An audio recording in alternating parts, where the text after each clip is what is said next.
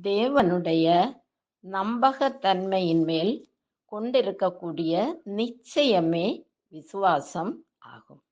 அதாவது தேவன் என்ன உரைக்கிறாரோ அது உண்மை என்றும், அவர் தருகிற வாக்குறுதி நிறைவேறும் என்றும் உறுதியாக நம்புவதே விசுவாசம். அவர் நமக்கு தந்திருக்கும் வாக்குறுதிதான் என்ன? 1 யோவான் 2:23 சொல்கிறது, நித்திய ஜீவனை அளிப்பேன் என்பதே அவர் நமக்கு செய்த வாக்குத்தத்தம். இந்த வாக்குத்தத்தத்தை நாம் எப்படி பெற்றுக்கொள்வதென்று பார்ப்போம்.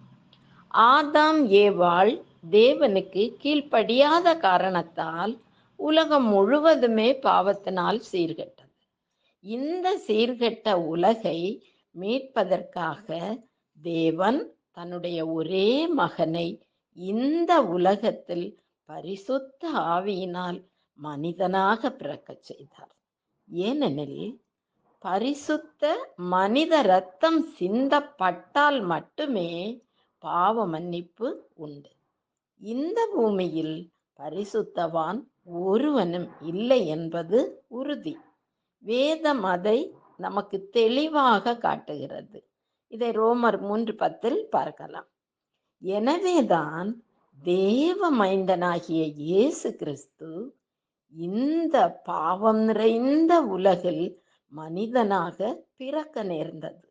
இவர் நம்முடைய பாவங்களுக்காக மரித்தார், நமக்காக உயிரோடு எழும்பி வந்தார் என்பதை விசுவாசிக்காவிட்டால் பரலோக ராஜ்யத்தில் பிரவேசிக்கவே முடியாது.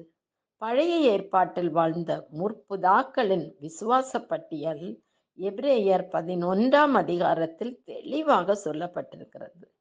இவர்களுடைய விசுவாசத்தை நாம் எப்போதாவது ஆராய்ந்து பார்த்திருக்கிறோமா? என்ன ஒரு விசுவாசம்!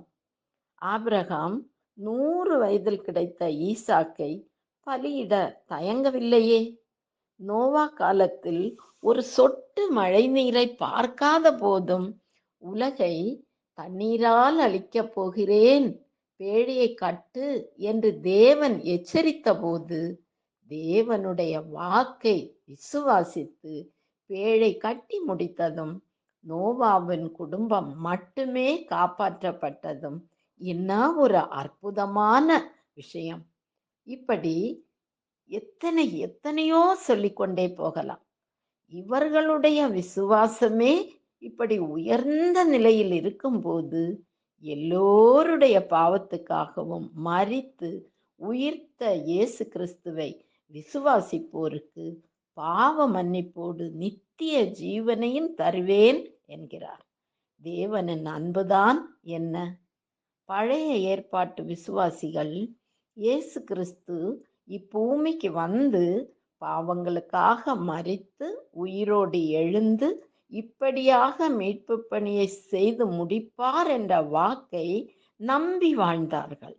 அப்படியே இயேசு கிறிஸ்து இப்பூமிக்கு வந்து அவர் செய்து முடித்த மீட்பு பணியை விசுவாசித்து ரட்சிப்படைந்தார்கள்.